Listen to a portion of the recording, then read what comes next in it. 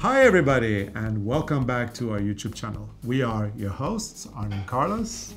And today we are going to put sequence. Yes, we're sequences? Sequence. We're on the knitted bird. We're gonna be embroidering our bird. And we brought out some stash. This is a piece of fabric from our time in the fashion industry. So we're recycling this using this sequence on the bird. Yes, and it's gonna be one of those tutorials where it's actually not a tutorial because we have made a tutorial on the embroidering of the bird. The tutorial, you can find it. We've linked it up there somewhere in the left-hand corner of this screen. You can click on that for the tutorial. What we'll be doing is embroidering the bird from beginning to end. Very therapeutical, very relaxing, and we'll talk about whatever comes to mind. So it's that time of the month when we're doing the knitting radio podcast kind of thingy. But today it's embroidery. Oh yeah, sorry. Embroidery radio. Okay, So, let's start. Let's start, and please remember to subscribe to this YouTube channel and like the video if you like what you see. Okay, so we've got our thread, we've got our paillettes, our sequins, we've got our scissor, we've got the bird that we knitted last week. Really ugly bird. Yep. But this is how it looks when you use your leftover yarn. But you don't have to care about the color combinations because we're gonna cover the bird up with sequins and feathers. Exactly. So I was reading comments from the last radio podcast that we did, the knitting radio with a bird, and we were talking about, remember Arne, how we were talking about design mistakes, and we were talking about not making things looking like a flag. And then somebody was actually commenting that, but you're making the bird look like a flag. But I think she didn't listen in the beginning because I said we were using leftover yarns. Yeah, and not only that, but we were also gonna cover the bird with the sequins and the paillettes. It means that you won't actually see the stripes in the end because the bird is going to be covered. So it's going to be a transformation. It's going from an ugly duckling to a beautiful bird of paradise. Swan. No, it's going to be a bird of paradise, maybe because a phoenix. If you look at the bird the way it looks now, I don't think you would put that on your Christmas tree or somewhere. No. So we are going to put on the sequins, and we use sequins from a fabric. We have this piece of fabric with a lot of sequins, and it's really beautiful, but it's small, so we're not going to use it for anything. So we take the sequins off, and we use the sequins on the bird. Yeah. And now, in case you're wondering, no, we're not master embroiderers. No, we didn't go to sequence school. No, we have never been to sequence school, so we don't really have a technique that we feel we can teach that is the perfect embroidery technique. So, we're self-taught. Yeah, we just pull the yarn through the hole on the sequence, and then we sew a small stitch next to the sequence, and we put a new sequence on. Yeah, and I want to emphasize that this is not a tutorial. This is our lovely radio podcast where we just talk about anything and everything that comes to mind. If you do want the tutorial, however, we have made it. We made a tutorial last year on how to embroider sequins on the bird. So all you need to do is go to our website at arnecarlos.com, visit our blog, and then you just type embroidery or you type bird on the search engine, and you'll get the tutorial so that you can see how we do it. But remember, as I've already said, and as Arne said, we have not gone to sequin school, so we don't really know. We're self-taught. We're doing this our way, the way we want to do it. Maybe somebody will object and say that this is not the way to embroider sequins. But I don't want to know because I'm happy with this, the way I do it. Yeah, it's fine. So it's fine. This is just a bird. It's a bird for the Christmas tree. We're not going to wear it. Yeah, and we get the job done. That's the main thing. Yeah. And the problem now is that when we started to do birds again, it's like I can't stop because it's so fun to make birds. Yeah, they're addictive, just like the Christmas balls. Because you never know what it will look in the end, because we have a lot of feathers and a lot of sequins and pearls and stuff, and it's a nice way to use all your, what you call it? Your stash. Stash. Yeah, so this is a 3-part radio podcast. Part 1 was a while back. We did the bird that we knitted using leftover embroidery yarn. So we had 4 different colors, a little bit of each, you know, a few strands of each. And we just used that to knit the bird. Not really thinking about the design of the bird then, because as we've said already, it's going to be covered with feathers and sequins. So that was part 1. Part 2 is now what we're doing today, which is embroidering the bird with sequins. And then we're going to do a part 3 a little later on in the year. I don't know when it will be out, but anyway, part 3 will be us sticking feathers on the bird's, areas. And now when we do the sequence, we put the sequence on the belly of the bird. So it will be a very shiny belly. And when we do the sequence, we start next to where the tail is going to be. Yep. And work our way up. And you know, that's like what you say when you stroke the cat with its hair, or how do you say that in English? Oh, you mean you follow the direction of the cat's hair? Of the cat's hair. That's what you say in Norway. Du stryker katten håren. Yeah. Eller hunden. Yeah. Could be the dog also. Yeah, you stroke your dog or your cat, and you do it, and you go in the same direction as the fur. Yeah, you don't go the other way, because then they get electric. Yeah, exactly. And it's the same feeling here. It's the same feeling. It's kind of like emulating in our mind, in our very creative mind. When we were going to do the bird design, especially when we wanted to do the birds of paradise, we didn't want to just knit the birds and put feathers on them. The sequin embroidery is kind of our idea of, it's kind of emulating feathers in the sense that they go in a certain direction, all of them. And when you stroke the bird, you kind of stroke it downwards. Yeah, it's not nice if they go the other way, because then you can't stroke the bird. So, and in this case, we're thinking feathers. But if you knit a fish, it could be, and you do a fish the same way with the sequin embroidery, it would be like the scales, I think they're called. Yeah. So it's kind of like that idea of putting one sequin over another, always in the same direction. And if you want to see more, if you want to get the explanation on how we do it, remember there's a tutorial. I want to talk a little bit about what you're seeing on the screen right now. There's this image of hands, artist hands, obviously. We've got our scissors, we've got our thread. There is a little metal thing there. That's, I don't know what the name is, but this is the one you use if you have problems putting the yarn, the thread through the needle. And so you use that as a helper to put the thread through the needle. We're getting it to that age right now when we have problems with our eyesight. Yeah, we'll see if I can make it without. You never know. You never know. But right now I'm struggling more and more. I'm getting closer to 50 now, and I feel that every month now there's something weird with my eyes going on. I keep taking my glasses off, putting my glasses on. I keep losing my glasses because I have bad memory. And then you can't find them, and then you look all over the house and you ask me, have you seen my glasses? Yeah. It's like, they can be anywhere. Yeah. One day I sat on them. I haven't told you this. Oh my God, my new ones? Yes, I sat on your new glasses. Oh, Arne, and you didn't tell me this until now? Yeah, they're fine. I was very quick up again. Oh, good. Because you put them in the chair. Yeah, I know. And it was early in the morning and I was tired, and I didn't put the light on because it's not so dark. Yeah. And I sat on your glasses. Yeah, I do tend to spend quite a lot of my time nowadays very inefficiently either looking for my glasses or looking for my phone. Yeah. It's kind of like that thing every single day. Where's my glasses? Where's my phone? And I have to take my glasses off all the time when I want to look at things closely, and then I have to put them on because otherwise I can't see when I look, I also have to look over my glasses sometimes when I thread the needle.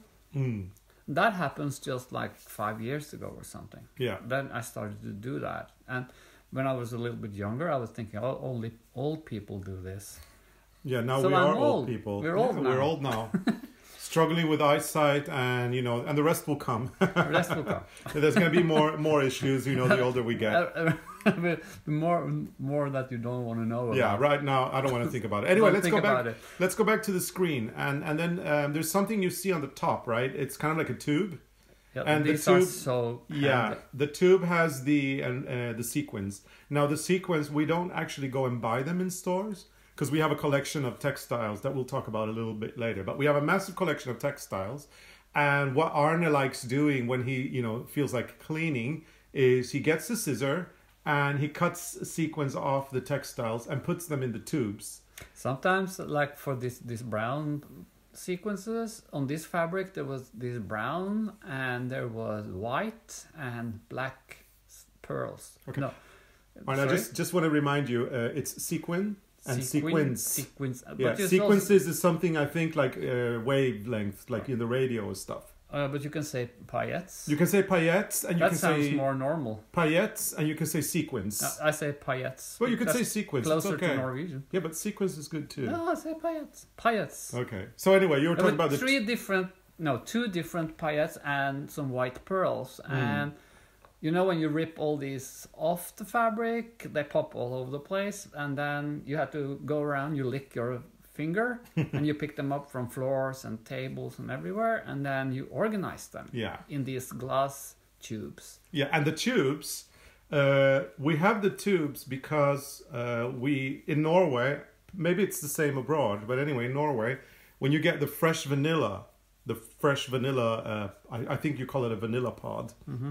When you buy that in Norway, usually it comes in the tube. So you get the tube with the vanilla in it, and we love eating porridge every single day in the morning. That's what we do. And I cook a lot of different types of porridges, and many of my porridges have fresh vanilla in them. So I get the pod, I slice it up or cut it open, and then I take off the vanilla and put it in the different kinds of porridges or the different condiments that I do for porridge. I don't really like things that are artificial, so I never buy artificial sugar which is vanilla flavored. I want the real high quality ingredients. And so thank you. I'm so happy. Exactly. I get all these glass tubes to organize. Yeah, so it's a win-win situation. We eat delicious, flavored porridges with vanilla, freshly, flavored, not artificial at all, and they come in a little white tube that Arnett takes. And so organize my paillettes and sequins and pearls and stuff, and I also use them for knitting needles. So I just put the kind of a tape. The smaller ones, I guess. Yeah, no, it can be any length. Oh yeah, you just put them in there to keep them together. I don't put on the lid. I just put on a tape on, and then I write the size of the... Oh, you mean like the double-pointed needles? The double-pointed needles. Because there's 5 of them and you don't want to lose them. So you put... Yeah, I understand. And then I have them in another cup on the table, and then I organize them. So Arne is a master recycler, and we get to buy a lot of stuff that he can recycle. So sometimes I wonder if we're buying the stuff to eat it, or if we're buying it to recycle. But it's nice. I like to recycle. Like last year I was in the garbage place. We have this recycling of garbage, and I was looking in the container for wood, and I found 2 beautiful chairs. Mm-hmm.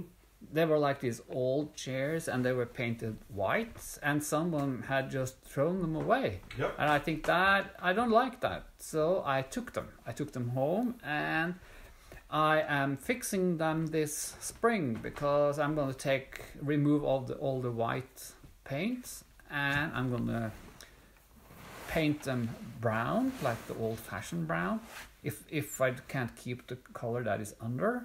Yeah. And then I will I glue them together also because they were like loose everywhere. Yeah. Except I wasn't very happy when you brought the chairs in. No, you're never happy when I was like, why did you bring these chairs into the house? And you're like, because I want to recycle them. And I'm like, but you will be so happy when we get our new studio. Yeah, but we don't have... Oh yeah, for the new studio, I agree. But for the house, we don't really have space. And I'm a firm believer that if you bring something into the house, you should take something out. Because this house is already full of stuff as it is. And I took something out. Yeah, what did you take out? Yeah, exactly. That's what you took out. Yeah, and the funny thing is that the house is full of stuff. We've got so many things here, and Arne still says it's a little bit minimalistic. I don't like it when you go into a room and you can hear the echo. And sometimes we get friends here, and Arne says, they say, "Wow, you've got so much stuff," and Arne says, "Really? I thought it was, we had a minimalist decor." And people look at him like he was an alien from a completely different planet. It's like, Arne, what planet are you on? This house is full of stuff. I think a house should be full of stuff. It should be full of beautiful stuff because life is too short. So you should have a lot of beautiful stuff around you to inspire you and to rest your eyes. I agree, but I also think you should have the space for it. And I can't wait until our new studio is going to be ready. And once that happens, there's a lot of stuff from this house that is going to be going into the studio. And it means that there will be a little more space to breathe in here. And I think that's going to be great. We had the carpenters over and they're looking at it and they're going to start this summer. And we're talking 2018. 2018, yes. And they're going to start this summer, and I was so happy. And then Carlos, you start to you plan how it should look. Of course. And suddenly there's no space for all my mess. There is going to be a lot of space. So everybody... So I'm planning in a small room in the new studio where I should put all my mess, and it's a sign on the door which says Carlos is not allowed. Okay, fine. No entrance. That's going to be okay. So for everybody who's wondering about this studio thing, so if you don't know us, if you're just tuning in for the first time, we live in Norway and we live in an old railway station that we have converted into our home and a design studio. And currently we are in the main house. The main house is from 1902. It's rather large. It's a beautiful wooden house. And that's where we live and work. That's where we live, and we have our studio in there. But the property that we own, there's also a big warehouse on it. And in addition to the warehouse, there's the old outhouses with there's an old outhouse with 2 or 3... three outdoor. 3 outdoor toilets and a couple of other rooms. And we've been struggling for many, many years with this because we have to renovate it. They're listed buildings and it's quite difficult. Everything we can and can't do and all that stuff. So it's been, it's taken quite a long time to figure this all out. But now it looks like we're finally getting a move on and starting the renovating process. The first thing we did was in 2013, we moved the warehouse about 15 meters back. Yeah, we made a new foundation. And moved the warehouse. It was like double the size, and half of it was so rotten, so there was no chance. And then we made a new foundation, and we had these big machines in the garden. Yeah. And they lifted the building and they moved it. And we could do that. Foundation. And we were allowed to do that because, in fact, the warehouse, which was originally what is now, that's the warehouse we have now is the original house. The original house. And what they did was they extended that to make it double the size. And the extension was from a newer date, probably from the 50s or the 60s. The original warehouse is as old as this house. It's 100 years or more, 120 years old now. Anyway, so we were allowed to dismantle the extension because it wasn't original. And then because we needed to redo the foundation, they allowed us to actually tear down the extension that was not original, build a new foundation there, and then move the house backwards and put it on that new foundation. So that was fine. And we did that in 2013, 5 years ago. And it's a big process. We have to get a lot of people involved to do everything. And this winter has been quite severe. So the roof of the house kind of started to collapse. Well, so it's kind of now or never. It's like not collapsing, but it's like the piece that sticks out. There's some damage. It's rotten, and we have a lot of things to do, but it will be beautiful. Yeah, and it's going to be a beautiful studio. We're going to do the whole warehouse is just going to be one room. And I don't want it. I want the high ceilings. And that's high. It's like how high can it be? Like 5 meters, 6 meters up. 7 meters. It's going to be beautiful. And then what we've been allowed to do, we've received permission because when we moved the house backwards, it came closer to the outhouse, and so they are allowing us to connect the studio, or what is going to be the studio, the warehouse, with the outhouse with a little corridor. And so the outhouse is going to be converted to, I don't know how many rooms, two small, 3 rooms? 2 small rooms. Three rooms. And that's where I'm going to have my room where you are not allowed. And there's going to be a little bathroom in there as well. A little bathroom. A bathroom. And there's going to be 2 rooms for Arne. They're going to be his little, retreat from me where he can go and make a mess out of everything. And there will be a mess. Yeah. And then what we're planning to do in the future, so We're hoping it's going to take 2 years to complete the project, but what we're hoping is that in 2 years' time, we will be able to film all our YouTube videos in there and use it as our workplace, meetings, meet our clients, and work, obviously, with our design projects. And there will also be a small, like attachment, or what do you say, like a small extra room, new room or a garage. Oh yeah, we're building a garage as well, yeah. For the Beetle. Yeah, because we don't have a garage at the moment, and that garage is going to be coming in connection with the extension that we're building. Yeah, so it will be nice. So all in all, a massive, massive project that we're really looking forward to. And we're also extending the house here. So there's another project going on. And when everything's ready, it's going to be amazing. We're going to get a really wonderful workspace. And enough space for all the stuff that you collect. So then I will organize all the things from our books, all the fabrics, the sequins, the yarn. Oh, that would be so beautiful. And we better be careful. I mean, I'm thinking about this whole collecting stuff, the thing that we do. As people know, I mean, people who have been listening to our podcast before, some of you guys know that we love going to England. We love visiting National Trust properties. And one of the properties that we visited that made the biggest impression on Arne, and actually on me as well, was Snowsill Manor in Gloucestershire. Oh, the guy was insane. He was a very rich guy. He owned plantations in the West Indies. This is in the turn of the century. This is Downton Abbey times. So he's really a very rich man, but he was very eccentric and he loved collecting things. Was it Charles Wade? Charles Wade, yeah. And he bought Snowsill Manor. And actually, he didn't buy it for himself. He bought it for his stuff. His collection. And he lived in the vicarage next door. So he bought the manor and the vicarage. The vicarage was also beautiful. Yeah, the vicarage was actually very beautiful, very comfortable for its age. It had electricity. It had a really nice bathroom with a bathtub, I remember. Mm-hmm. And then the manor house had no electricity because he wanted everything to be displayed in a very special way by candlelight and everything. And he actually bought a house for his things. And I've always been concerned, you know, after we went there, that is what's going to happen here. One day we're just going to have to move because there's not going to be space for us because of all the things that we collect, especially you, because you are the big collector here. Maybe one day, you never know. But anyway, yeah, that's a wonderful property. So if you're ever in Gloucestershire, look it up. Snowsill Manor. It's one of the National Trust properties. It's probably one of our most favorite ones in terms of the things that you can discover in the house. But we have a lot of nice places that we like to see in England.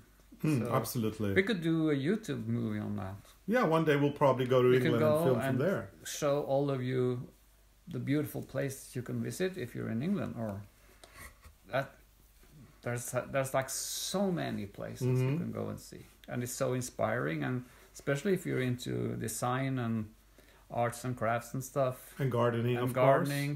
There's a lot of inspiration, and you can go there for years because there's so many houses and so many gardens. Yeah. So you never get tired of it. You never get tired of it. Yeah, there's so many countries to see though, so many things. So, I mean, yeah, we've got our list of places we want to go to, a bucket list, and we're trying to get everything off the list, but then we realize how much there is in every country, and England is one of those countries we could go forever and ever and just keep going and discovering. I don't think we'd visit every single one of the stately homes, not all of them anyway. No. In one go. No, it's impossible. There's so many. But yeah. And talking about going somewhere, this year we are going to China. Yeah. So for me, it's the first time in China. You live there. You can even speak Chinese. Yeah, I lived in China for 2 years. Say something in Chinese. Ni hao. Ni hao. That means hello. Hello. What? We're going to China in Chinese? No, I don't want to speak Chinese. No, you don't want to China. No, I get, you're so shy. You're making me shy now. Yeah, you're so shy. But you speak Chinese when you meet Chinese people who speaks Mandarin. Well, yeah, but my Chinese is very rusty now. Well, so yeah. So you just pretend you don't speak when we're going there. Yeah, no, yeah, I don't know. And hopefully the Chinese people, if some Chinese people see this video, it's out after we've been in China. Yeah, we'll probably be speaking. Oh, we don't know when this video is out. No, we don't know. No, probably before China, to be honest. Okay. So, but anyway, yeah, we're going to China. Oh, you're making me blush because of the whole Chinese thing. But so yeah, if there's any Chinese people out there watching, see you in China. See you in China, yeah. And I do speak Ni Chinese. hao. Ni hao. 中国. 中国. That means China in Chinese. Okay. 我是瑞典人. That means I'm Swedish. And 他是挪威人. He's Norwegian. Am I good or what? Am I good in Chinese? Yeah, well, anyway. No. Norway. Oh. Anyway. Okay. It's now I'm really blushing. Yeah, okay, that's your previous life. That's my previous life. I lived in China 20 years ago. I studied Mandarin Chinese at a university there, and in Xiamen, which is quite close to Taiwan, but on mainland China. And I haven't been to China since. We've been to Hong Kong a couple of times. Hong Kong is a really lovely place to go to. We love it there. We have good friends in Hong Kong as well. Hong Kong is nice. Yeah, we have friends who are gallerists, so they have a nice gallery in Soho in Hong Kong, and we've been there twice, but we haven't been to mainland China together. You've been there more. Yeah, but I mean, I'm talking about my current life. Your new with life. You. My life. Yeah, 2 times. In this life, we've been to Hong Kong twice together. In my old life, I went to Hong Kong a lot of times, and I lived in China. And now we're going to be going to promote Rowan and Regia, because it's becoming a thing there as well, which is great. I mean, we're kind of... There's a lot of knitters in China, yeah. It seems. So it seems like we're taking the world by storm, or actually one place at a time, and the turn has come to China. Yeah. And actually the thing that is not so good about it is that it came in a very short notice, this trip. It was all settled very quickly, and we're going to be away in the beginning of June, June 6 to 20, I think it is. And the problem is that the thing is that we had planned a live stream on YouTube for that in that period, which unfortunately won't happen. But then the carpenters can do it, because they will be here. There will be people all over the place. Oh, the carpenters will do the live stream instead of us. Oh, yeah, that's a good idea. They can talk about carpeting. There's 2 carpenters, so maybe they can pretend to be ARNE CARLOS and do the live stream. Yeah. Put on some glasses and a knitted jacket or something. Yeah, no, we're going to do the live stream. It's actually postponed till August because we are going to China. So we're going to China, and the live stream will be in August. So we'll probably make sure to remind everybody, in advance of when the live stream is going to be, but it's going to be in August, unfortunately. And we're looking forward to it. We had so much fun with the first live stream that I really want to do a new one now. And there's probably a lot of nice stuff you can bring home from China. Oh my God, yeah. Some fabrics and pearls. Oh yeah, there's a great market in Beijing. Yeah. Where we could go get fabrics and things. So let's go to the market in Beijing and bring some nice stuff back home. A few souvenirs. Yeah. So fabrics, that's a great topic. That's a great thing to talk about. Because I think people are wondering, we did say a little bit earlier in this podcast that the sequence that you're seeing on the picture on the screen, they come from fabrics that we have in a collection, and you're wondering, why would you cut the fabrics up like that if they're in your collection, right? That's what you're wondering. And so we have to tell you a little bit about the fabrics that we have, because they're not collectible things. They're not collectibles in the sense that they're very precious and we paid for them. No, it's like what you call hangers. Yeah, hangers. It's like when you go to these trade shows, when you work in the fashion business, you go to trade shows and you look at new colors and new fabrics. Yeah. And then you can order hangers. Or coupons. Or coupons. They're called coupons. It means it's a piece of fabric. It's a swatch. Yeah. And there's like a piece of carton attached to it, cardboard, so you can see what it's made of and everything. And when you go to these trade shows, you order a lot of those fabric pieces, because like normally you never know what you look for. You just look for stuff and you order what you like, and then you come home and then you go through all the fabric you get, and then you start to design your collection. So what I think we should do is we should rewind. We should go back in time now. Let's go back to 2003.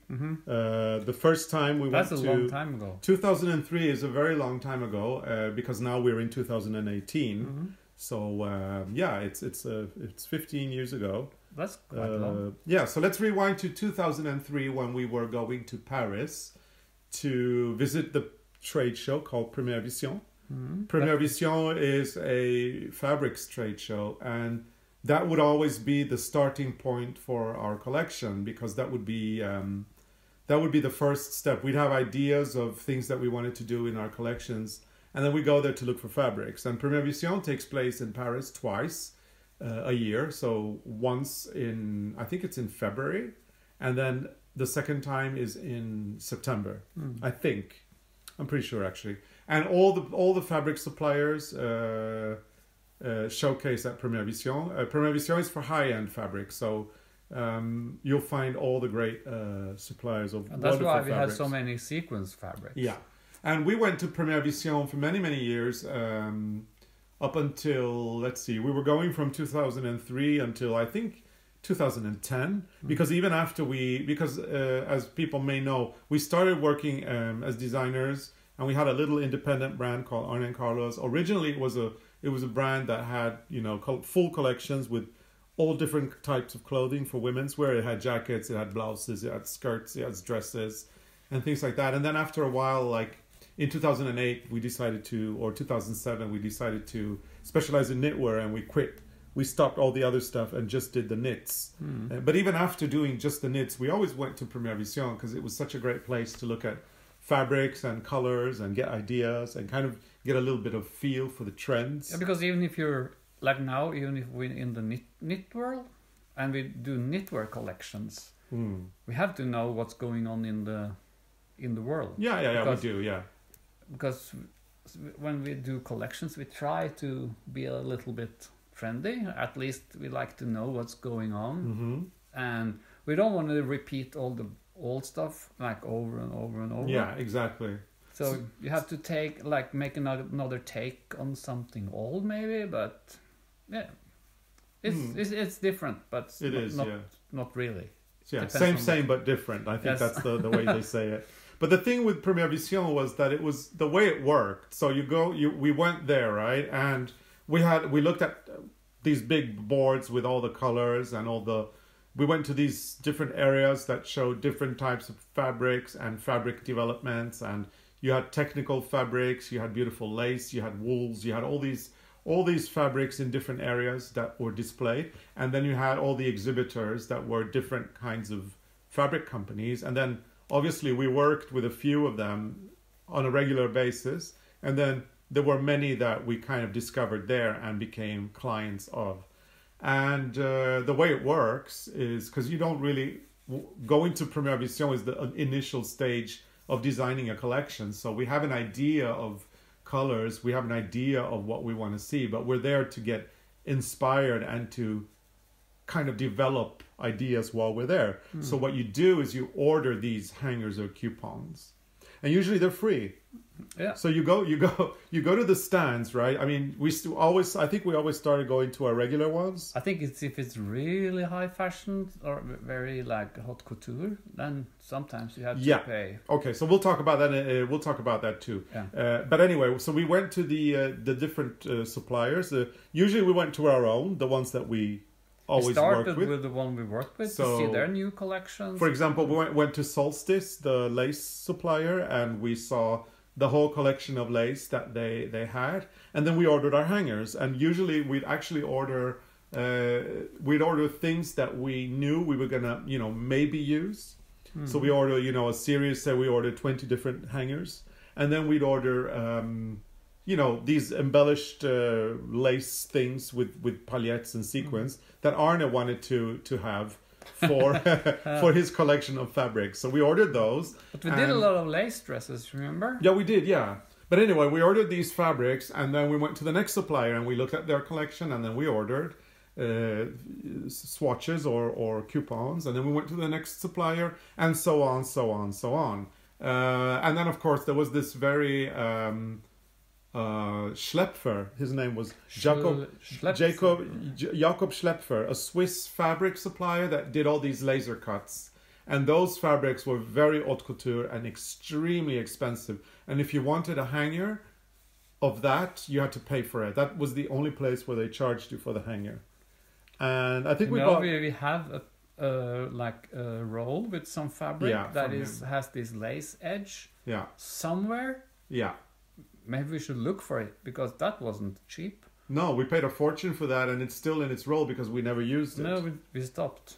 Yeah. So anyway, when we went after Première Vision, we come home, and the months after that, we'd be receiving our coupons by post. So every day there would be one supplier sending us color cards, fabric coupons, and then we'd get them, of course, and then we'd look at them here, and then we'd start the elimination process. I mean, we'd pick things that we wanted to, maybe think of, and then we put another pile of things that could be inspirational, and then a third pile would be Arne's Barbie dress stuff that he wanted to do, make beautiful gowns for Barbie, and then the fourth pile would be Arne's fabric collection that we're benefiting from now.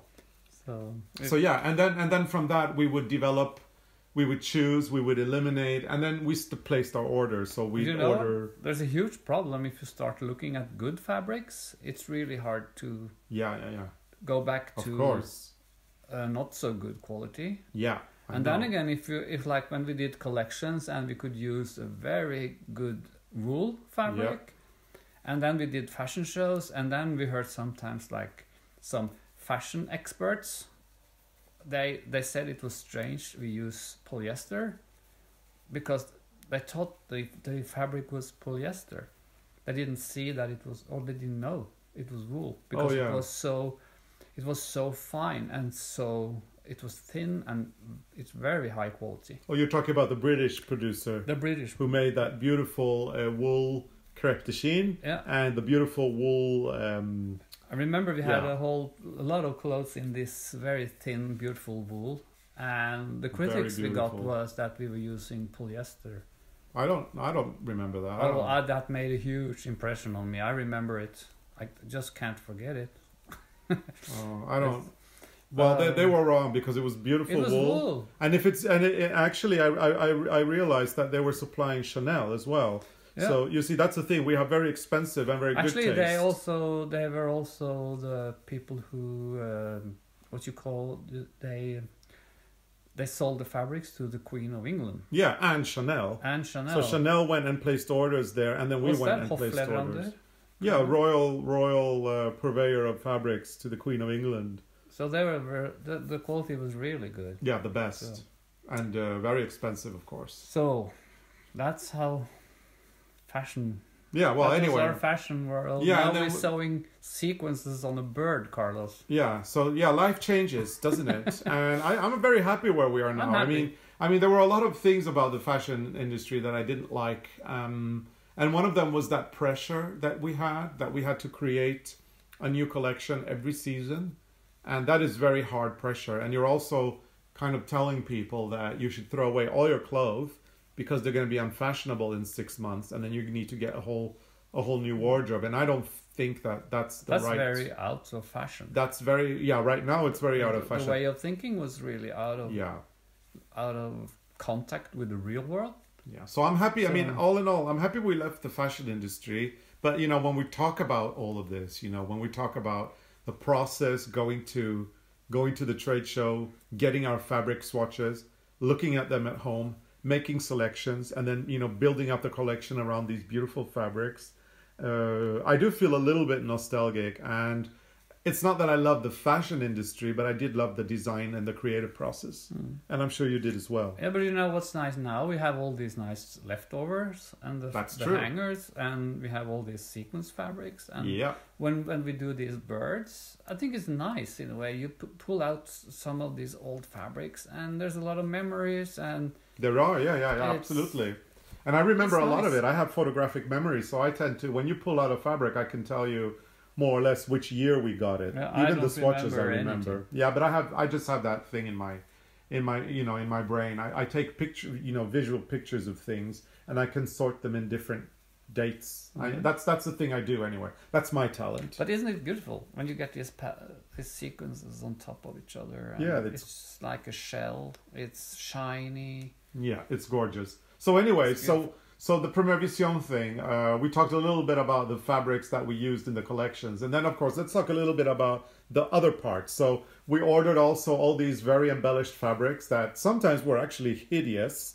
Sometimes they were, very gaudy. You kind of think about these Middle Eastern princesses that love all the bling bling, you know what I mean? Sometimes it was really bad. And I remember if you picked it apart. Yeah, but I remember some of the suppliers when we said we want that, they'd look at us because they knew us and they knew that that's not your style. No, that's and you were like, yeah, but I want this one. And then like, that's for your Barbie. Yeah, exactly. And then we'd get them home. Panels of embroidered lace with paillettes in pink and blue and gold and silver, all in one. With these very gaudy flowers and things. Fit for other cultures where they do like bling more than Scandinavia. And what we do with them was, or what Arne would do was, he'd archive them in different boxes. He'd do one box for the fabrics that he could recycle into, for example, stuff that we're doing now, and then he had a very special one where he did Barbie clothes. Yeah, and we have this. We found out a really nice way to do Barbie clothes because we have these old pattern books from the 50s. And the one that the seamstresses were using? Yep. And my mother had one of these, and there was a special ruler, and there was like these tiny patterns in the back of the book. And then you use this special ruler and the Morband, what's that? The measurement tape. The measurement tape. And so you could enlarge the pattern from what you had in the book, and then you could make your own clothes. And what we were doing, we were putting those on the scanner, on the copy machine. And I can't remember right now how much we enlarged the pattern, but maybe if we went up like 45% or something, and then we printed it out, and then we had a perfect pattern for the Barbie clothes. Yeah. Because the Barbie doll has kind of the figure that people had in the 50s. Well, I mean, with a corset or something. Yeah, exactly. They had the figure. The Barbie has the figure, the silhouette from the 50s, but that was because of the you were cinched in. Yeah, but if you have it was Dior's new look that kind of inspired Barbie, I suppose. Probably, she came in the 50s. She came in the 50s, yeah. But if you have some of these old patterns and you like to do Barbie clothing, you should try on the printer and see how much you need to enlarge it, and then you add seam allowance, and then you can make all these beautiful clothes. And we made a Christmas gift for one of my nieces, like many years ago, when she was like 5 years old. And we took all these patterns from these old books, and we did the jackets with linings, and we did evening gowns, and it was really funny. It was really fun, nice. Gift to give. Using all these stunning fabrics. I remember we used the Laurent Garige, the fabric from the guy that makes fabrics for Chanel. I think we made Barbie a suit in one of those fabrics. Yeah, and then you can add sequins and pearls from other fabrics on top of that, and you can make your own design. Yeah. So it was fun, and also the thing was we did a lot of stuff for ourselves as well, because we used Barbie a lot to drape. Yeah, we draped all the, for one collection, we draped everything on the Barbie doll before we made it for adults or human beings, So everything started out in miniature with Barbie. So instead of making drawings, we made it on the Barbie in toile, this cotton fabric. And that was really nice, because that was a collection made with inspiration of origami. Yeah. So we made this kind of paper folding, but in fabric directly on the Barbie, and there was a lot of interesting silhouettes who came out of it. The whole that collection was very interesting. I think it was our breakout collection in Norway, origami collection. We took it to Paris, and we ended up in the cover of a trend magazine.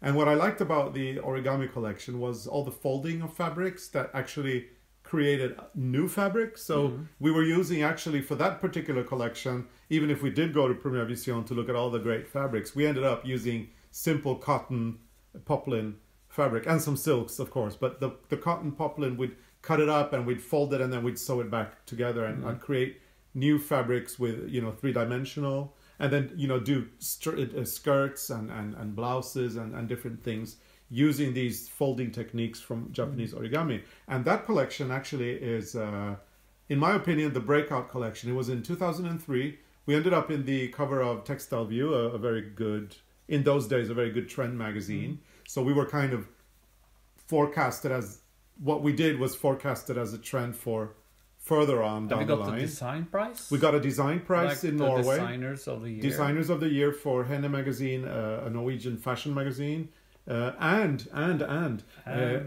one outfit was purchased for the museum, the National Museum of Art, Architecture, Design. Their Department for Decorative Arts has one of those outfits on permanent display, and it was in connection with the exhibition of design in Norway in 100 years, because we're talking now 2003 that we did this collection, and in 2005 we had the centenary anniversary of Norway, because Norway became independent from Sweden in 1905. So for the National Museum exhibition, 1905 to 2005, 100 years of Norwegian design, we were actually purchased, and we are the last part of the exhibition, which represents postmodernism. And this is one of the big things that has happened to us, in my opinion. We didn't know about it. The National Museum staff went to a store that was selling the clothes and bought it from the store for the museum. And then we were told, and if you are in Oslo, go to the Museum of Decorative Arts and look at that exhibition, 100 Years of Design in Norway, because it is a permanent exhibition.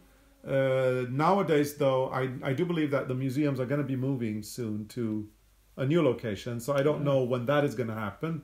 But if you're here in 2018, for sure, you'll be able to see our work displayed in a museum, which I find is pretty cool. I mean, I know that that is one of the big kind of compliments you could get. But isn't there a museum in Trondheim also? Yeah, we're also displayed in Trondheim. Yeah, but I don't know if they are permanent. Maybe they are in their collection, or they're probably just in the collection. But the National Museum or the Museum for that's on the Decorative Arts is on permanent display. And then our Christmas balls are on permanent display in the Museum of Cultural History in Oslo, the Bygdøy Folkemuseum. Yeah. So if you are there, you can also enjoy our Christmas balls on permanent display. We haven't been there. No, I've never actually seen that. No. I've been once. You should go and take a look. Yeah, I think we've been once or twice to the Decorative Arts Museum. Yeah, at least. Yeah. So, I mean, after the our cloth was put on display there. So yeah, that was a great time in fabric development and creative ideas. Fashion industry, not so nice as the design process. But I think always, for us, it's always the design process. It's always the creativity. It's always about the ideas. It's always about having a discussion, you and me. I love that. I love that when we work with things. We're currently working for Rowan, doing a lot of design work for them. And it's great because, I mean, we've been working with the books for many years, but now we're back to designing clothing, which we haven't done that much for a long time. But now we're doing it. And I love the way we're working because it's going back to the old days. But the world, like the craft world and the fashion world, is really different. It's like two different worlds. The craft world has nicer people. Much nicer people. Without a doubt. But the strange thing is, like, when we did the collections, we finished the collection and it was finished. We never looked back at it. No. It was like over. We started a new one. And now in the craft world, it's a little bit different because we can finish a book or we can finish a project, but we're not finished, kind of, because we do the workshops. We do the workshops, and when we do workshops, and like now we do this film, it's like you get new ideas and you start to redesign your stuff, and you get new.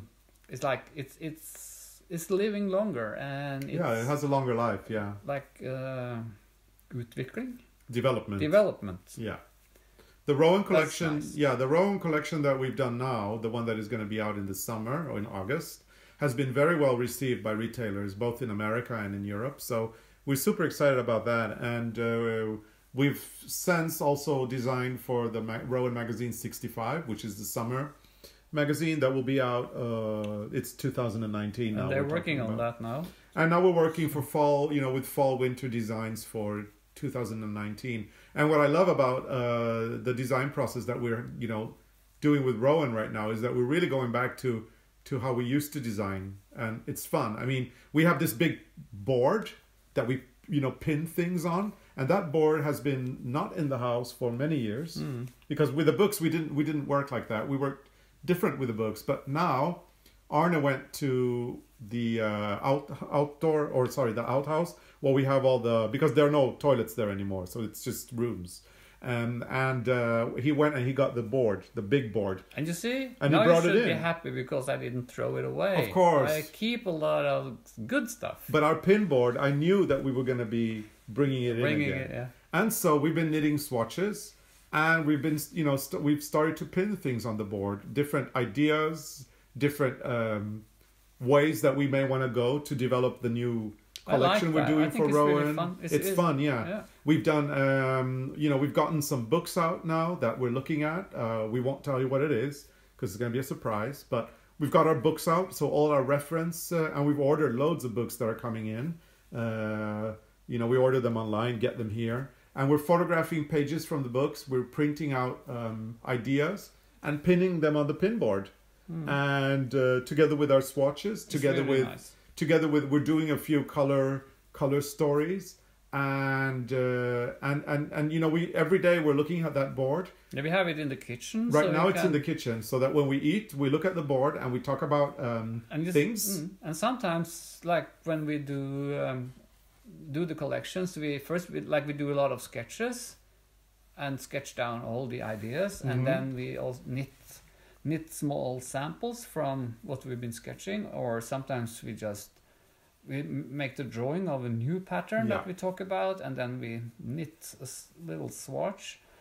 And I think that's so nice to have all these swatches and color combinations and inspiration pictures. And but you know what we should do, Arne? I had this idea now, because we talk about this and we get so inspired, but when we were in the fashion industry, working, especially when we were working this way, it was up until 2010, right? And the development with the phones has been so incredible since there, up until what we do with our phones today. I don't think we ever looked at our pin board every day and took a picture of it with our phone. No. And I think we should start doing that, because the thing with the pin board is that it will always develop. So if you take a picture of the board, and then a week after you take a new picture of the board, there's going to be development there. The board is going to look different. So what I think we should start doing is take a picture of the board every day, that we change it, so that we, in the end of the development process, we'll have all these pictures that we could print into a book. That could be a nice photo series. A great photo series, but also a great way to document a creative process, which is what we love. So let's start doing that, Arnett. Let's start photographing our pin board, and let's see how it will develop. And it's interesting, because what we have there right now and the collections that we will be making, at this point it's so early that we don't know. We are just exploring ideas right now and waiting for some yarn to arrive. We're waiting for some of our favorite yarn. Let's talk a little bit about that. I mean, while we're embroidering, favorite current yarns from Rowan right now. Oh, right now, Kid Silk Haze. I like the Kid Silk Undoubtedly. Haze. It's so cool. And when you knit with 2 yarns or 2 threads, two ends, it is so beautiful, and it really is so modern, and it's like this kind of hairy yarn. And so you see, maybe people will think that's not good for a men's collection, but it is. But it's actually so cool, and it's very modern. So what I like about the Kid Silk Haze, the way we're using it, because if you think about Kid Silk Haze, it's a mohair yarn, and you knit it into all these very frilly kind of designs, maybe with lace. You do a lot of lace knitting with Kid Silk hair, and then it looks very feminine and soft. But if you take 2 ends and you do Fair Isle with Kid Silk Haze, and you work on a slightly larger needle, you get a very kind of rustic, kind of rough look to it. A little bit grungy, actually. I like it because it's like more normal knitting. I really have problems with thin yarn and thick needles. For me, that is so strange. Except for Kid Silkcase. But we use 2 ends. So but still, it looks great. But it works so good when you have 2 ends. So with color work, the color work ends up looking a little bit rough. It looks a little bit unfinished. It looks a little bit uneven. It looks rustic in a way. It looks a little bit grungy. I kind of like that idea of that roughness, because you have a very soft, fluffy, kind of hairy fabric, and then when you knit up the Fair Isle, it is so rough and unfinished and a little bit rustic. And I love that juxtaposition because it becomes something different and quite modern. You know what I would do if I had time? If I didn't have all this design work and stuff, then I would go through our old patterns and I would make all this, or not all, but a lot of these old Norwegian sweaters a little bit oversized and knit them in Kid Silkcase. For ourselves. For ourselves. I could have a whole wardrobe of Kid Silkcase. Yeah. Sweaters because it's really good. So that's my favorite right now. Currently it's our favorite, and of course the felted tweed, Rowan's felted tweed is always gorgeous. I'm also loving the alpaca soft DK from Rowan because it's mixed with wool, because it's 70% wool and 30% alpaca, and that's a good mix. Yeah, it's a very good mix, and I love the colors. The colors are so vibrant and so beautiful in that yarn. But so is the Kid Silk colors. Yeah, they're so beautiful. So those are great. And also I want to give some special mention to the small factory. There's a small factory here in Norway called Hillesvåg. Yeah, they're also great. Yeah, and we're working really nice color combination or colors. Yeah, color range. The range is beautiful. Yeah, we've been working with Hillesvåg on a charity project that we will be announcing later on in the year, which we're very excited about. And Hillesvåg is a very small yarn company in Bergen. It's a family-owned company. It's been producing Norwegian yarn since or somewhere around Bergen, maybe. It's 30 kilometers out of Bergen. Yeah. Okay. And they've been producing yarn since 1898. So it's been in the same family the whole time. The owners, wool. Is it? 100% Norwegian wool. Yeah. I've heard that somebody said that it's one of those companies that can make the entire process in Norway, because some other Norwegian companies that make Norwegian wool still have to ship the wool to England to wash it. So it's that's what we heard. That's what we heard. So it's not entirely made in Norway, but apparently Hillesvåg can do a lot of the process in Norway, which is great, and they're super nice to work with, and they have these beautiful wools which are very rustic that I really love. There's one that we've been working with called Ask, that is a great yarn. It's like ask, but not ask in the English. Yeah, it's a tree. It's a tree. What's the English name of that tree? Ask? Ash, I think. It's a tree. Anyway, it's a great company producing lovely yarns. Have been working since 1898, and if you are not far away from Bergen, if you come to Norway, for example, as a tourist this summer, we would recommend you to go there and have a look. They have a museum as well, and it's really, really nice. And are we doing this sweater for a charity in Norway? Yeah, but we'll get back to that later. Okay. We can't really talk too much about that. No. And if you want to know the address, the web address is hifa.no, so hifa.no, or ull.no, which is their online store, which is ull.no. So a little shout out to Hillesvåg Ullvarefabrik, who do a great job, and probably the nicest people we've ever worked with in Norway, I have to say. Super, super nice, the owners. So we're very, very happy that we are able to work with them on this project that we will be announcing later on. Yes. So, yeah. And this bird is knitted in anchor. That's true. Embroidery yarn. Which we also love. Which is so nice. I think we said that in the other video also. Yeah, but we can give a little shout out to Anchor as well. Why not? We can shout out to anyone. Yeah, I think people are interested to know, I mean, what are our favorite yarns, or what kinds of yarns are we working with at the moment? And I think that it's fair to tell people that, you know, we like this, we like that. We don't like that, for example. I mean, people people that know us already through our YouTubes will know that we like working with a lot of blends. So we like working with, for example, the alpaca soft DK from Rowan is excellent because it's a blend. It's 70% wool, 30% alpaca. It kind of gets the best qualities of both yarns, because I don't like 100% alpaca because it's too heavy and it's a flat fiber. But put that together with the lightness of wool and you get a beautifully soft fabric. So, you know, things like that we love working with. And people know that we do not like acrylic yarns. I heard on the TV, there's a TV program in Norway now about all the plastic. Oh, yeah. That goes out in the nature. Plastic is big right now, the discussions on that. And I think they said like acrylic, that's also based on plastic. Yeah, it's entirely plastic.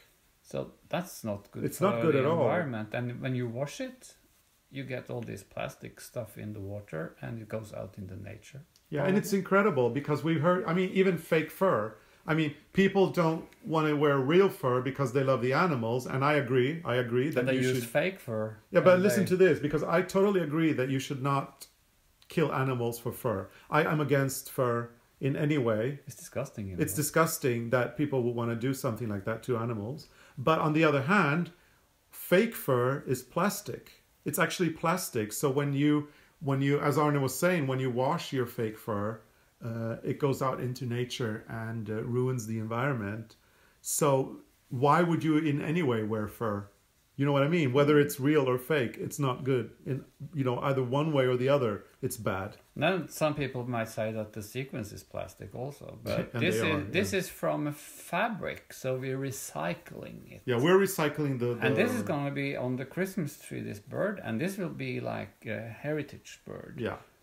So it's already done. But it's still plastic, Arnett. It's still plastic. So but instead of throwing it away, we're using it. We're reusing it, yeah. But it's incredible, all the stuff that comes, you know, that is made of plastic. And somebody said in that program as well, they were talking about how we in Norway, we recycle our bottles. So we buy soda, and usually they come in plastic bottles, and then we're supposed to return them to the store we bought them. So usually when we buy a soda, we pay an extra fee for the bottle, and then when we return the bottle, we get the fee back. And what we thought was that the bottle would be recycled so that you get the soda again. They'd wash the bottle, right? And put the soda in it. But that's not what happens. Did you hear that? No, I didn't hear it. What happens is that soda bottle in plastic ends up becoming a polyester jacket of some sort. Oh. So, yeah. So it's just insane, the whole... But it's recycling. It's recycling, but it's not good. I mean, the whole thing is... it's not good for the environment. You have to make new bottles all the time. Yeah, I mean, I would have rather... Exactly, you have to make new bottles. Why won't you just wash... But, you know, you remember many years ago, we were cleaning up the outhouse, and there was a lot of windows there. Yeah. Is it called double glazed yeah. windows? And at that time, we were told we couldn't throw these windows in, like they have to be delivered in a special place because there was something in there who was dangerous. It was like a kind of a gas or something. So I went to this special place with the hanger and the cart to deliver those windows. And when I drove up to this place, they had made a big hole in the mountain, like in the rocks, and up in that hole there was a lot of garbage. And I saw like camping chairs and everything. I'm glad you didn't take anything from there to bring home. No, I didn't take anything. Thank you. But the strange thing is that I saw a lot of things that we recycled. Yeah. It was all mixed up in one big hole. Yeah. But anyway, what I'm thinking is I'm glad that they're doing these TV programs now. I'm glad that they're kind of bringing attention to all this plastic and all the things that are not really good for the environment. And, a hope is that the more consumers become aware, the more they will be reluctant. But you remember last spring, I was walking around the lake we have in the garden because in spring, I like to take a walk around the lake, and it's like you smell the spring, and I saw a lot of garbage, so I took I think I spent the whole day. Yeah, but I went with you. Yeah, we walked around the lake with plastic bags and we were picking up all the garbage. Yeah. And oh my God, there was like, this is a small lake in the middle of the country. And we don't own the lake. It's just the border, our garden borders to the lake. And there's always a lot of fishers and fishermen, and people are ice fishing in winter, and they're leaving stuff on the ice, and this floats into the shores. And we were picking up like so much garbage, and you could think that the fishermen and the fisherwomen, they like to be out in the nature, and they like to sit next to a lake with a fireplace and fish and stuff. You would think that they would like to take care of the lake and the nature, but no. There's like beer cans and plastic bottles and this packaging for fish hooks, and there's so much stuff. I know. But anyway, what I wanted to say with the TV shows is that I'm glad that they are there and that people are getting more and more aware of all the plastic, and I hope that it actually gives people incentive to invent new things, invent new materials that are biodegradable, so that we can get rid of all this plastic. That's what I'm hoping. So because it is awful, and the problem is you can't even say you're not going to use plastic, because in one way or another you still end up doing it. I mean, like, look at our garbage. So we don't we don't want to buy because nowadays in Norway, when we go to the supermarket, if we want a plastic bag, we have to pay for it. Yeah, and we try to take care of the environment. We try taking care of the environment, so we bring our own tote bags. Fabric bags. We've got all these fabric tote bags that we've gotten either some shops where we purchased them because they're better for the environment. So we bring our own fabric tote bags so that we don't have to buy plastic bags. And the other day, what happened was, because when we do have plastic bags from the supermarket, we use them in the garbage can, right? And now we don't have plastic bags anymore because we're bringing our fabric bag.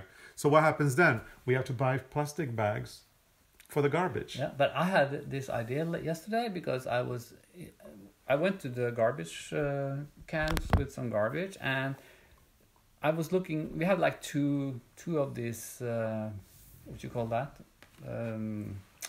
like boxes where we put garbage, and we have one for like all kinds of garbage, and we have one for food and one for paper. Yeah. But we hardly never have paper, so we don't use it. No. And we never throw away food waste because we do the bokashi. Yeah, we have bokashi.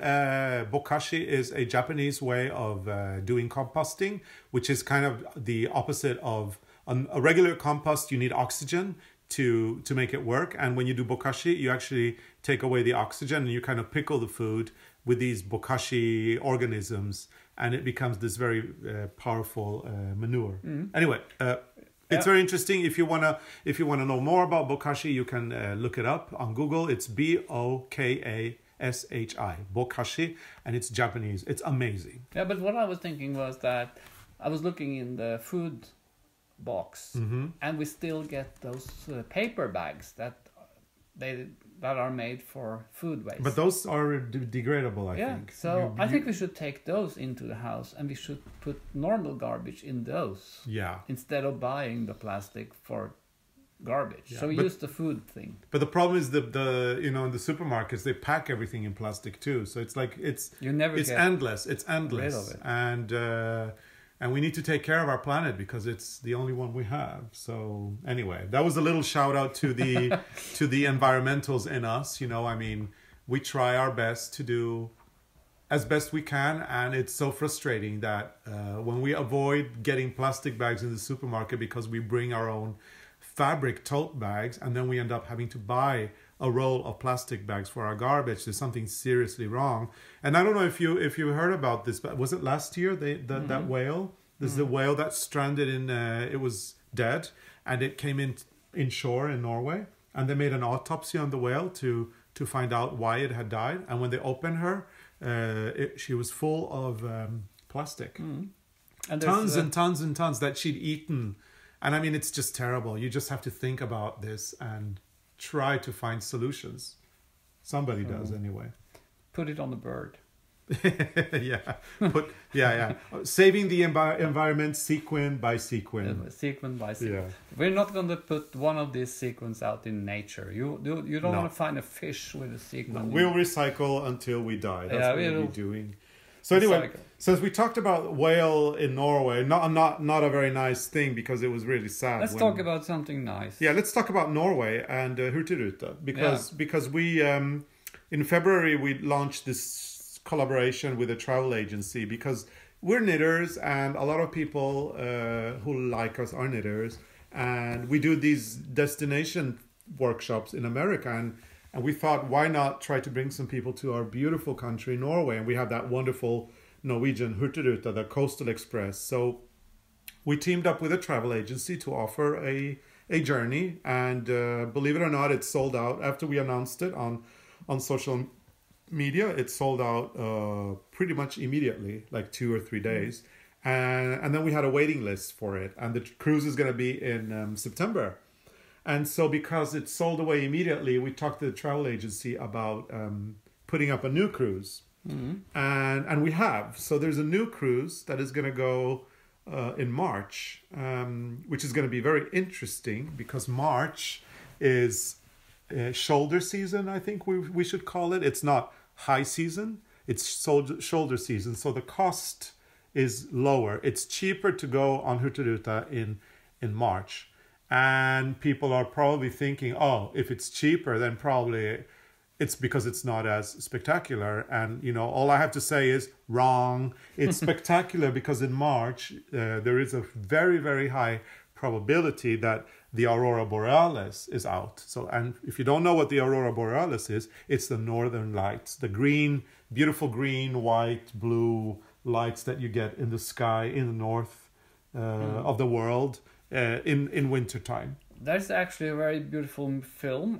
Maybe it's on YouTube with Joanna Lumley. Oh yeah, the series on BBC the Aurora BBC series, documentary on it. Where Joanna Lumley from AbFab, she's going to the north and look for the Aurora Borealis. Beautiful. So if you haven't seen that one, you should look it up because that is really a beautiful documentary. And then you will see how it looks. It's beautiful. So there is a possibility if you wanted to go on that cruise, the one that we're doing in September, and couldn't get on it, there is a chance to do it in March 2019. So March 2019. And we're calling the cruise Knitting Under the Northern Lights. So knitting under the Aurora Borealis, which probably will be visible in the north. Yeah, and if you want to learn some Norwegian knitting, you should come to Norway. Yeah, and people probably, and what I think is people have sometimes the wrong impression of our country when it comes to the weather. A lot of people think it's so cold. Yeah, a lot of people think that it's freezing in Norway, and we just have to specify that we live in the south of Norway, inland. So we don't have the coast, and we have cold winters because of that. So lots of snow and very cold winters. That's a fact. However, it depends on where you are in Norway. Exactly. So if you live on the coast of Norway, the coast has this very special phenomenon in Norway. It's called the Gulf Stream. And the Gulf Stream, it goes from the Atlantic Ocean, I think, down in Florida. I don't know. And then it moves up. And it goes towards Europe. And it hits the entire coast of Norway from the south to the north. And because the Gulf Stream is mild, it creates a very mild climate in Norway.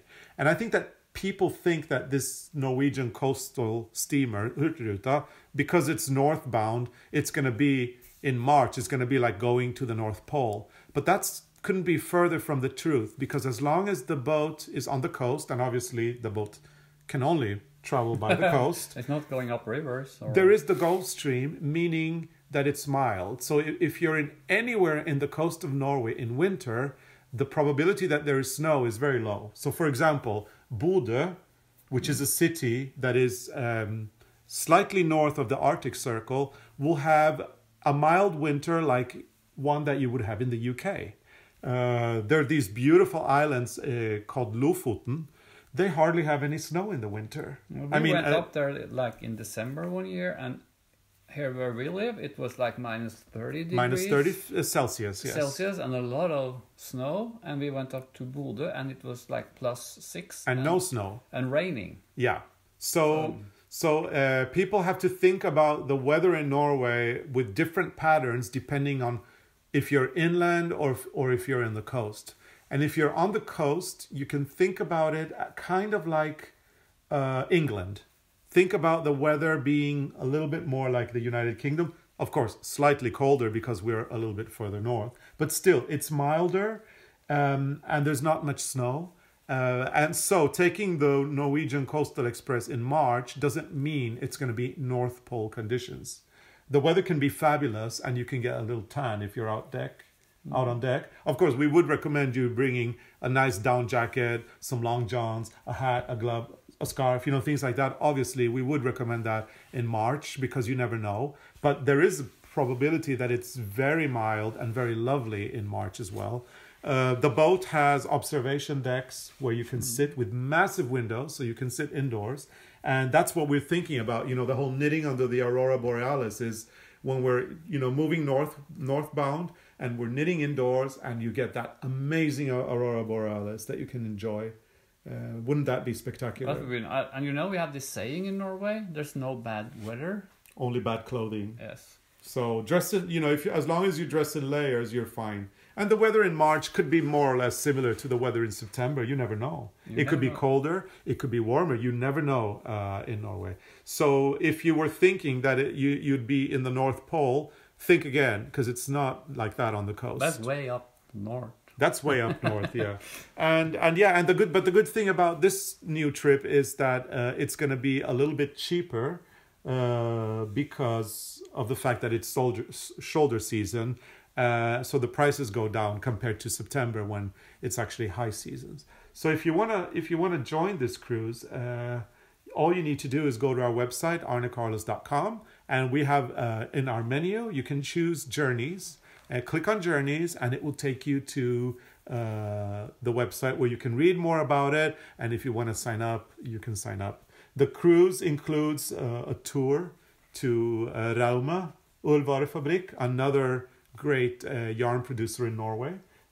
So at one point we'll get off the boat, get on buses, drive this beautiful road, and then go up the Troll ladder, which is a mountain, and then end up in Rauma, where we will be guided in the factory, and there will be a possibility to buy yarns there as well. And then, of course, go back and board the boat again to continue the journey. That's included. And it's a 6-day cruise with all-inclusive food.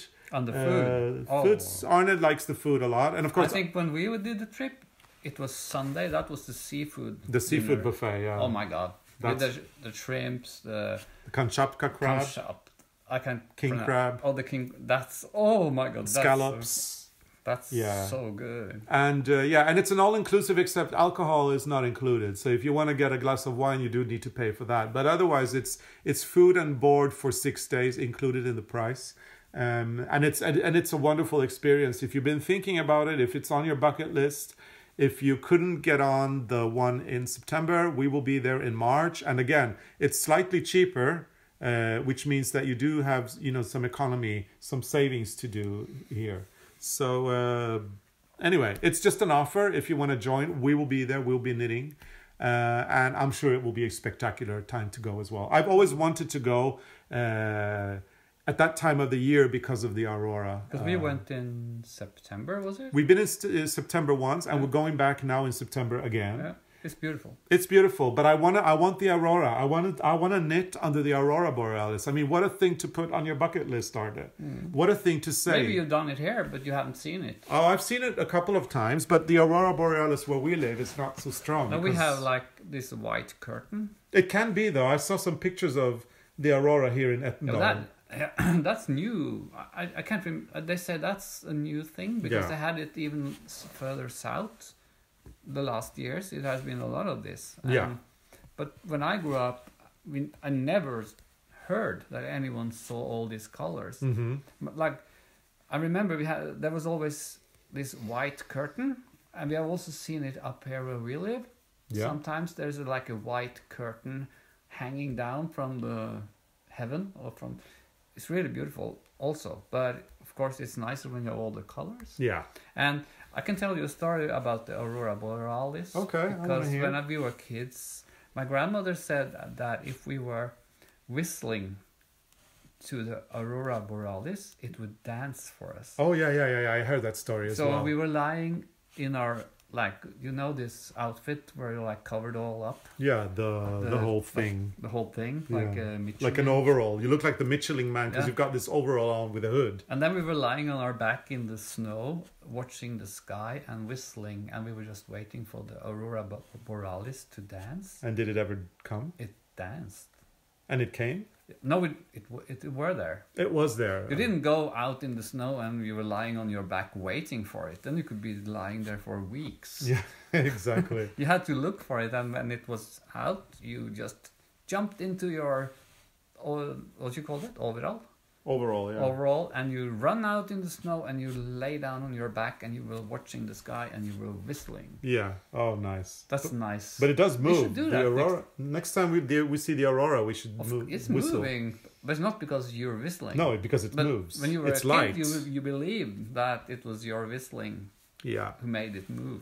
Ours is a very special country. We have midnight sun. We have Aurora Borealis. We have part of our country is north of the Arctic Circle. Part of the country is south of that. We've got mountains. We've got these incredible fjords. We've got these beautiful mountains that crash into the Atlantic. The coast of Norway is said to be one of the most beautiful coastlines in the world. I mean, it's just an incredible country. Like if you go from here and towards Sweden, you have these areas with just woods, forests. Yeah. You can drive but they're amazing forever. as well. These it's forests also very are nice, incredible. and there are these lakes somewhere in those woods. And yeah, it's a nice country, and let's talk a little bit about Knit Stars, because we've been doing we did a lot of promotion for Knit Stars a while back on social media.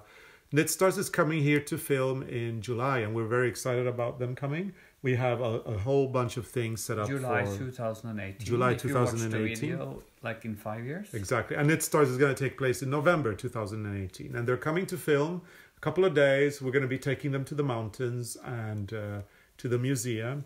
And we went up there to do some scouting for locations. And I have to say, it's full of snow. But I'm not worried about that, because I know that we've had an unusual spring or winter really this year strange. with too much snow. But up in the mountains, it looks like it's more or less as it normally is. I think it is. And probably by July, all the snow will be gone. Hopefully. But probably in the mountains, I think so. Because it didn't look... If not, we won't go up there. But it didn't look too different from what it was last year, for example. And what we want to do is we want to show people where we get our sense of color. Because we are very well known for our color work, and we're very well known for the yarns that we design for Regia, which have got all these colors. And we want to show people where we get our sense of color, and it comes from those beautiful mountains where the colors are just stunning in the summer. So let's take you to the mountains if the snow has gone. Yeah, and let's hope there's not any snow, so that we can actually see all the gorgeous colors in these. But it can be beautiful even with a little bit of snow. Yeah, and we've got a busy year this year. I mean, we wanted to have a slower year. We wanted to slow down a little bit, and actually we started the year pretty slow. We've been at home and we haven't been doing much, but things develop, and we get different requests, and so it's turning out to be a very hectic year. As we already told you guys, we're going to China for 2 weeks in the summer. Knit Stars is coming, and then we'll be doing Knit Stars, the event itself, in November, and it's an online summit, so you don't need to travel. You can just join online, and if you want to know more, you could just get on our mailing list by going to our blog, arnecarlos.com, select blog, get on the mailing list, and we'll remind you once sign-ups open up again. But the cool thing about it all is that it's online, so you don't have to travel. Anyway, we're doing Knit Stars. We don't have to travel. And we don't have to travel. They are coming here. And that's the good thing with the boat, the Hurtigruten. The Hurtigruten as well. However, people can come to us. However, for those of you in the United States that do not like traveling too far, or who don't have the possibility to come to Norway, we will be doing a tour in the fall. That's already confirmed now, so we can say it. We're going to be touring America. mid-October to mid-November, so about a month. Just before that, we will be touring the UK for about a week. So early to mid-October, we will be in the United Kingdom. Then we will be in North America. And it will be great. I don't think we are going to disclose exactly where we'll be going to in North America because our program is not ready yet. It's still in the making, but I can confirm that there will be a tour to North America. And sometimes we get emails from people that wonder where we'll be, if we can post our program. And we do post our program, except we don't post it too far in advance because it does take some time to work with it and get everything organized. So we'll probably be posting our program about 6 to 8 weeks before we arrive to America. That's the earliest we could possibly post. And 8 weeks we could probably do to give you guys enough notice. And we'll be posting this on our blog and sending out a newsletter. So if you want to know where we will be going to in America or in the United Kingdom, the best way to find out is by going to our blog at arnecarlos.com and signing up for our updates newsletter. And then once you get that update newsletter on, there will be an update every time we post a new video on YouTube. You get all the news of all the things that we're up to, and you also get advanced information on our schedule because usually we do send a mailing out quite in advance before we actually post. So that's actually the best way to do it. So get on our mailing list and you'll be notified as soon as everything becomes official. And we're very excited about America because we've been going now for a few years and it's going very well. We're teaching all over the place. People are very enthusiastic when we go to America. And it also gives us time to explore the country more. It's a big country, so you know, America is not only New York. It's full of experiences everywhere, and we're glad because we get to know America and Americans better. See a lot of great stuff. Great museums to visit in different places. So yeah, we're looking forward to that as well. And you see what happens now if you want to have a party, and you don't have one of those disco balls that you put in the roof. You can put birds in the roof. Yeah. Put a bird in it. Put a bird in it. Put like 10 birds up in your roof with sequences and sequence and paillettes. Put on some disco and you have a party. And your dancing shoes. Yeah, the belly of the bird is certainly looking like a little disco ball. That's for sure. And we're working this further and further. And yeah, eventually there will be a paillette bird. We will transform this ugly duckling into something. A beautiful phoenix or a swan. At least we think it's beautiful. There might be a discussion, is it beautiful or is it not beautiful? But it's beautiful. Yeah, well, people, they'll have to... Every creature is beautiful. Every creature is beautiful. In its own way. And people will just have to make their mind up themselves. And please know that if you hate it and you think it's hideous, we don't take offense because we don't agree with you. We think it's beautiful. And it, so don't waste time. Don't waste time telling us how ugly it is because we don't care. I think people should knit their own birds instead of writing these things because I don't want to know it. Well, because I don't care. Yeah, but if they write it, I don't care. It's my bird. And we think it's pretty and it's all that counts. But wait, it's not finished yet. Of course, it's not finished. There's still a whole podcast coming up in due time. It's very difficult to say exactly when because we don't know when they're going to be published when we record them. But I'm sure that you do understand that these things are pre-recorded and then published in a time frame that we set. But I don't know if people realize how inspiring it is to make these birds. It's very like inspiring. So, what do you say? Gratifying. Gratifying? Yes. Because every time you find a new sequence and like you put them on the bird and you see how they work together, it's really, really nice. And it's like meditation doing it. And like this sequence of these paillettes, they look like they're brown, but like when you turn the bird around a little bit and you see all the different colors which is in the brown, there's like green in there and there's blue, and I think it's really nice. So it's like when you make one of these birds, you get like inspiration. You want to make more birds. Yeah, And then when you talk about it, when we sit here and work on this embroidery and have all these different things to talk about it, it's actually quite funny. I mean, let me go back in memory now. I mean, we've talked about the bird, we've talked about the paljettes, we talked about the fashion industry, plastic. We became a little bit political and started talking about the environment and plastic. But I do think that that should be something more and more people should be aware of, you know, the whole plastic and everything. So we had a good talk about that. We talked about Wales, the unfortunate incident that was so sad last year. Talked about Norway, trips here. We talked about our trip to China, trip to the USA.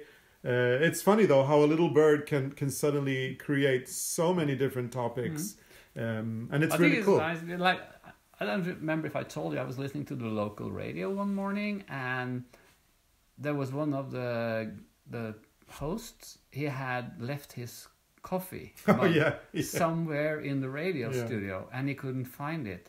And the funny thing was that these two hosts, they were talking about, it's like, where did you put your coffee mug? For like 20 minutes.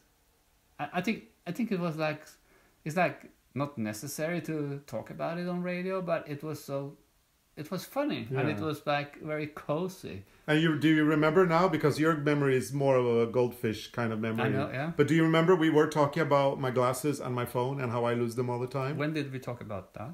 About half an hour ago. Okay. Or something. Do you not remember? Oh, yeah. There you go. I remember I was sitting. Yeah, there you go. So we were talking. Yeah, you sat on my glasses and we were talking about how I look for my glasses all the time and how I look. So you see, everything's connected one way or another. Everything's connected. So that's pretty cool. We also have that book out in America now. Yeah, you can get the birds. Our last Actually, book, it's in 2 books. Yeah, the last book that we did, ARNE CARLOS Favorite Designs. In the UK, it's called Favorite Knits. Latest Knits. And there's Favorite Knits, I think it is. I don't know. Greatest.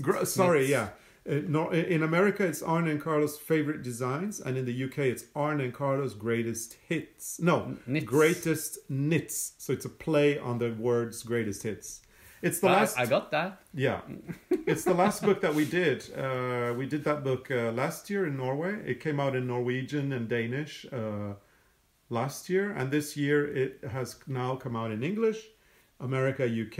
It will be out in French. It will be out in Dutch. So in that book we have some of our favorite birds, but there's like only a few birds. So if you want more birds, we have the field guide to knitted birds. We do, yeah. If you can't you just can't get enough of it. Yeah. And as the title says, it's greatest knits or favorite designs. It's a little bit of the old things that we have selected, our favorite things from our career as DIY designers, and a lot of new stuff as well, because you can't just bring out a book of old things all the time. You know, there's old things and there's new things as well. And there's 85 projects, so it's pretty massive. It's kind of like a brick of a book. 85 projects. So there's a little bit of everything in there. All of them are favorite knits for you to enjoy. And it's the last book that we made. And this year, in case you're wondering, no, we're not doing a book this year. And we're not sure if we're doing one next year either. We're working on books. But we're always working on them. We don't know when it will be out. Or if it will be out. So I think that, in a way, if we stopped making books, the greatest knits would have been a good way to stop. It's not that we will stop. I'm not saying that. But it is something we've done for many, many years. I like doing books. And we like doing books, but we also like doing so many other things. And the thing about not doing a book this year means that we have been working on so many other things that you will be able to enjoy in the future, like all these great Rowan collections that we've been doing, and Regia yarn development. So there's always a lot of things to do. It's good to take a break from things. But after this paillette embroidery, we can do Knitted Birds number 2, volume 2. Maybe, yeah.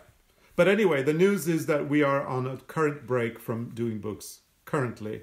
And we'll see when we come back with one. I'm sure we will. I know we will. So when the next book is coming, it's more like a comeback. It's going to be a big deal because then we'll probably not have made a book in a few years. You never know. So you never know. But it's a good thing. You know, if you're going to take a break, it's good to take a break after you do the greatest if the book is out next year, it's not a big comeback.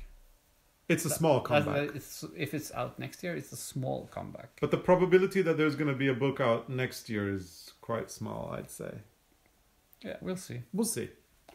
We never know. We never know, and we're never announcing it anyway. No. So, but there's been like for knitting books, there's been like overload. There's been so many knitting books. Yeah, that's true. Even the bookstores in Norway, they don't know which book to sell because there's so many. Yeah, it's different. It's changed a lot from when we did our Christmas ball book. But now a lot of books we see they are more like, they look like they are inspired of the Christmas ball book because there's a lot of books with one subject. Subject, is that right? Subject, yes. And when we did the Christmas ball book, that was really new. It was like, there was a big discussion with the publisher if they should make it because there was only one thing. And now that's kind of the way a lot of people do their books. Yeah. Like knit 100 scarves, knit mittens, or just socks, or there was one like hearts. Yeah, but anyway, there's the Greatest Knits book out. It's available in English. It's coming in French, Dutch. A lot of people, you know, in other countries ask us, why don't you consider this country? Why don't you consider that country? I read a comment the other day from Italy, somebody that wanted us to consider publishing it in Italy. And for you guys, please know that it's not up to us. It's up to the publisher in that particular country if they want to publish the book or not. The only thing that we can do is sell the book rights through our Norwegian publisher. No, and then we just wait. And then we just wait and see what happens. And it's not up to us. We don't decide these things. We don't say no.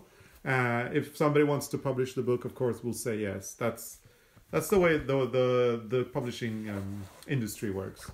So, Arne, it looks like you've got a plan. But you know, I really love this bird. Yeah, but I don't know how it will look, but it looks like you've got a plan because now you're finishing up the belly. I feels like it's nice to stop. You're gonna leave the sides open for the moment, right? And then there's gonna be feathers. I just go like along the line where the wings will be. If the bird is sitting, you know, with the wings down the back, and I will stop on the yellow here because. It's like a nice way to. It's looking fabulous. I mean, such a glamorous little bird. Yeah, and when I see these paillettes, I feel for something brown, maybe brown feathers, maybe something red. I agree. Maybe yellow. Maybe he's a Jamaican bird. I don't know. I think we have to look for feathers in brown, black. Yellow, but the colors remind me a little bit of reggae music, you know, the green and the yellow. Because this is a flag bird. Yes, it's a Jamaican. It's a bird that is in Jamaica, I think. But you nice. Won't see the flag anymore when it's finished. No, of course not. I was just joking about the flag because we said no flag, and now I'm getting flag associations. But it's only because somebody mentioned it, and it's only temporarily. By the time it's finished, we guarantee it will not look like a flag at all. I found a ball of blue embroidery yarn which I'm not using, so I will start a new bird in blue.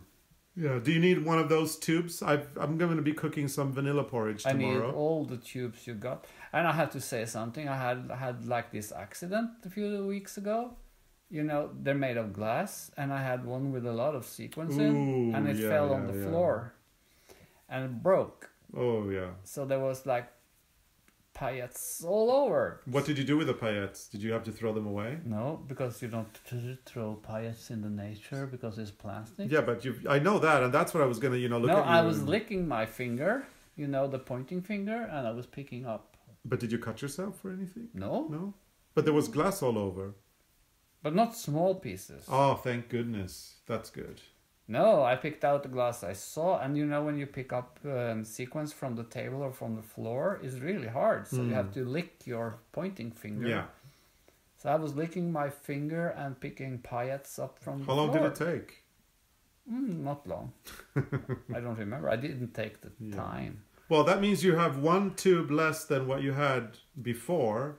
So maybe I'll put 2 vanillas in my porridge tomorrow. 2 vanillas so I can have 2 glasses tubes. Because I have more fabric also, which I will remove sequins from, because I found one with some bluish, and that's why I was thinking about the blue yarn. Yeah, there would be a blue bird.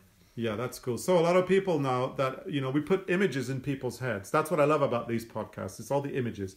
We're going to be finishing this up soon, so we need to round up. And I just want to say, because I know that there's going to be a lot of comments about those fabrics that we got for free, the coupons that you cut up.